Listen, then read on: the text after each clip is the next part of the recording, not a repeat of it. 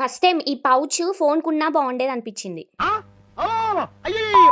మరి మ్యాటర్ ఏందో చెప్పే ముందు మన వీడియోస్‌ని కొత్తగా చూస్తున్న వాళ్ళు మన ఛానెల్‌ని అయితే ఫాలో అండ్ సబ్స్క్రైబ్ చేసుకోవడం అస్సలు మర్చిపోకండి. యెస్, ఈ పౌచ్ పెట్టుకున్నా పోయేదనిపిచ్చింది. ఎందుకంటారా? నా పౌచ్ పోయిందని చెప్పా కదా! లాస్ట్ పౌచ్ ఇది నేను వీడియోలో చూపిస్తున్నాను. సేమ్ అదే పౌచ్, సేమ్ అదే మనీ అనమాట. అది చేసిన ఒక కొన్ని రోజులకే పోయిందనమాట. సో, అదైతే గుర్తు నాకు. అది బ్లాక్ పౌచ్ కావడం వల్ల, బ్లాక్ ఫోన్ కావడం వల్ల మనకు జీప్ మీద పెట్టినప్పుడు కనపడలేదు. అదే మన ఈ మినీ క్యాట్‌ది అయితే పెట్టుంటే ఎంత బాగా కనిపించేదో కదా! కనపడి ఉండేది. మన ఫ్యామిలీ వాళ్ళు ఎవరైనా చూసినా తీసేవాళ్ళు. మా హస్బెండ్ అయినా తీసేటోళ్ళనమాట.